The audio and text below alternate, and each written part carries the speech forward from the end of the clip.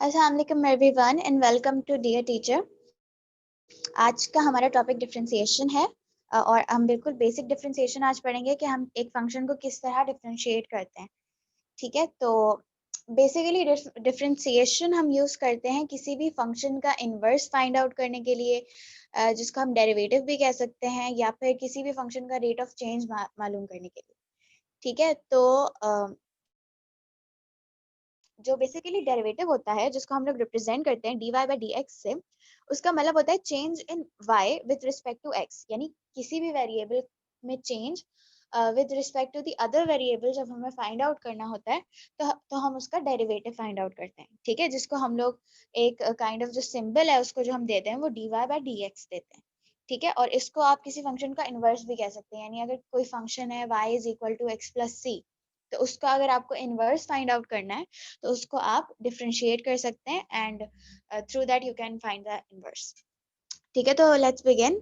सबसे पहले ये जो है ये बेसिक डिफरेंशिएशन के रूल्स हैं कि डिफरेंट टाइप्स ऑफ फंक्शंस को किस तरह से हमने डिफरेंशिएट करना है। ठीक है, और d y by d x use करना है जब भी हम लोग डिफरेंशिएट कर रहे होते हैं। ठीक है, तो सबसे पहले एक एग्जांपल के थ्रू देखते हैं कि बिल्कुल जो बेसिक एक फंक्शन होता है उसको किस तरह डिफरेंशिएट करते हैं। तो यहाँ पे अगर हमारे पास एक फंक्शन है y is equal to 2x³, ठीक है, ये फंक्शन दिया हुआ है हमें हमें इसको डिफरेंशिएट करना है।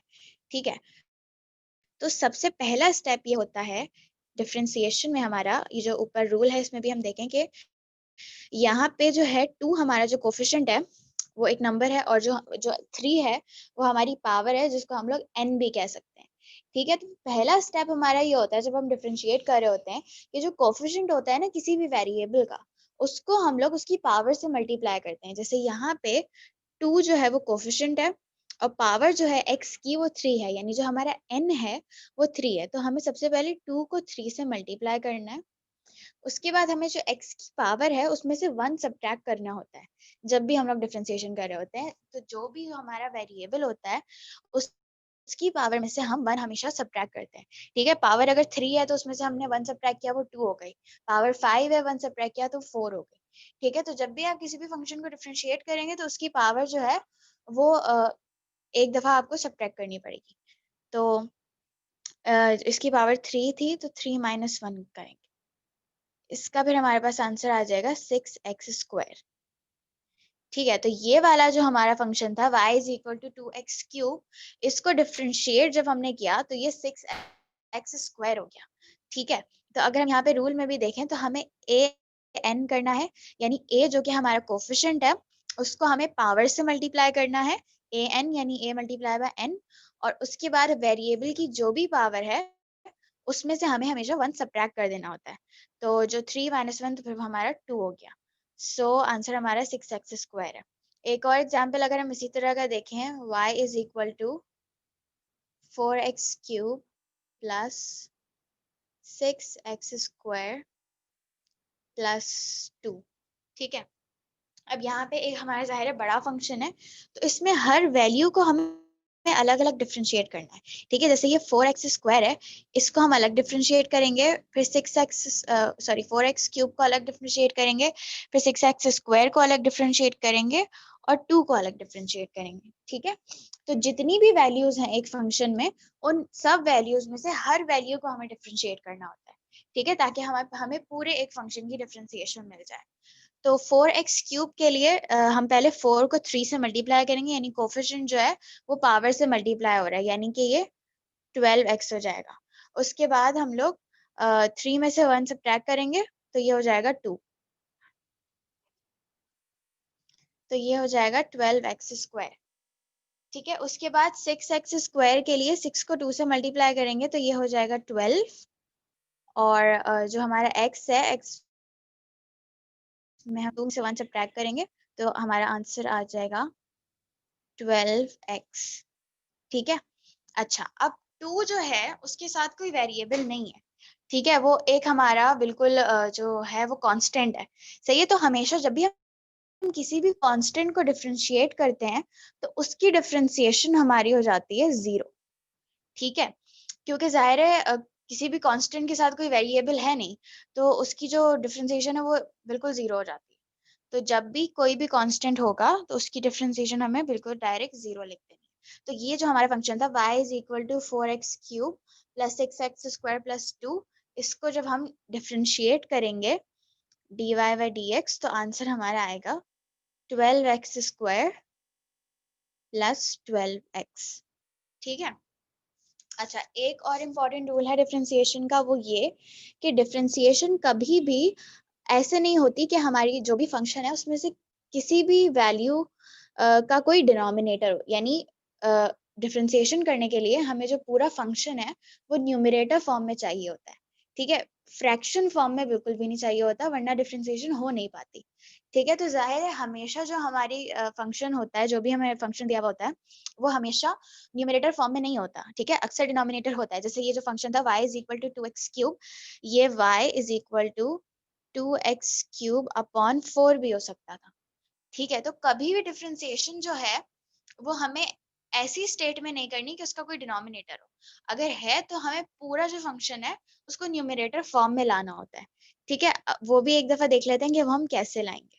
सही है, अगर हमें लेट्स से दिया हुआ है y is equal to 6 bracket 2x plus 3, ठीक है, होल पावर स्क्वायर, ये हमें फंक्शन दिया।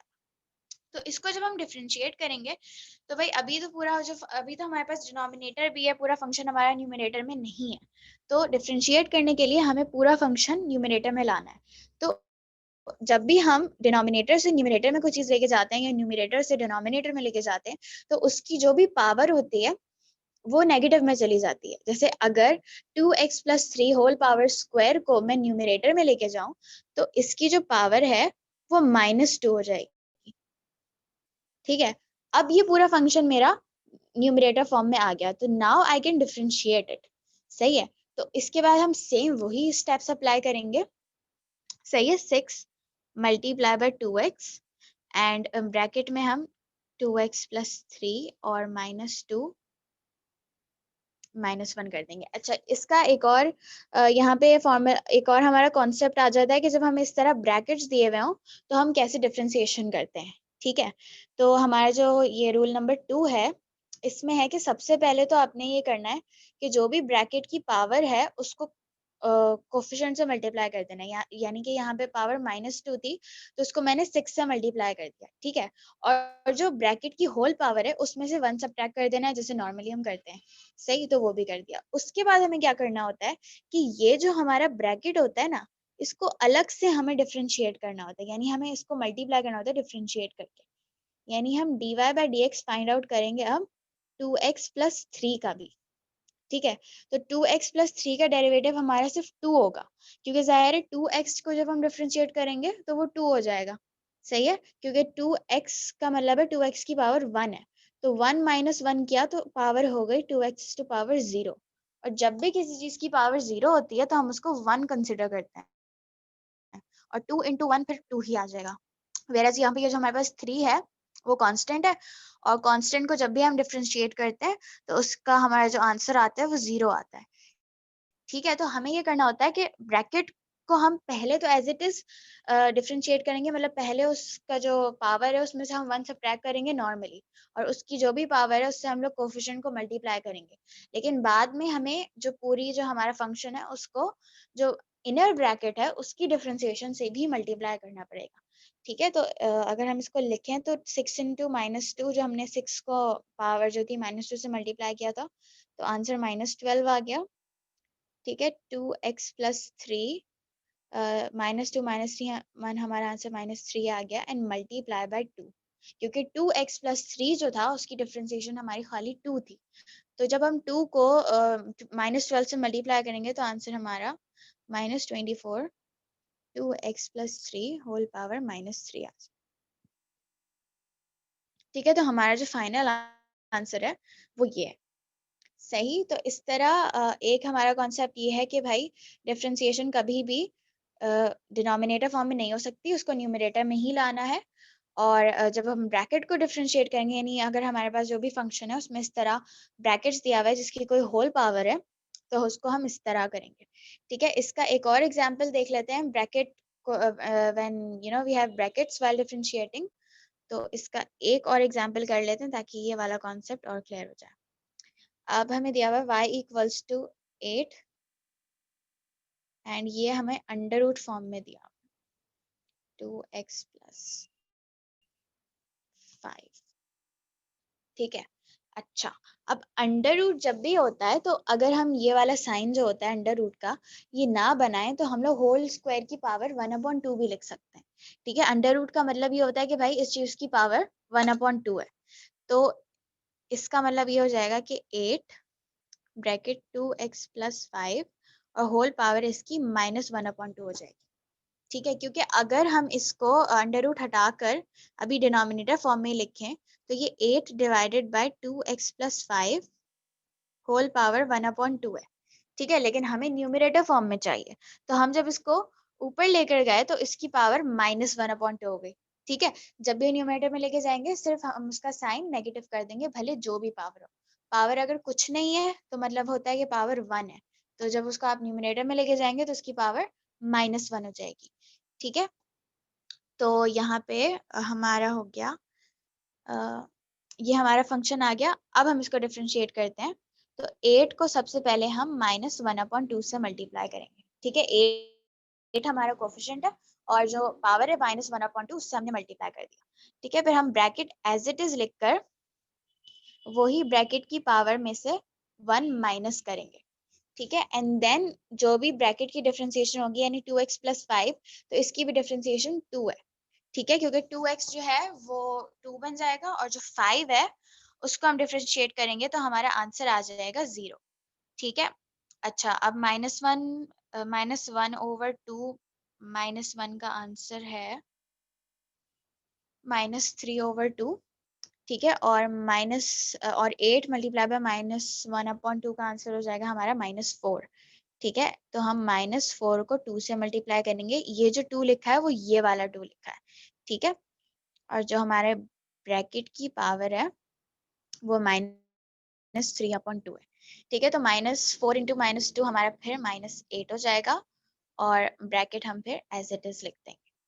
ठीक है, यहाँ पे जो पावर है ब्रैकेट की वो -3/2 है। इसको एज इट इज इस तरह भी छोड़ सकते हैं, लेकिन अगर पावर को पॉजिटिव करना हो तो वापस फिर उसको हम डिनोमिनेटर में ले जाकर ऐसे लिख देंगे 3/2।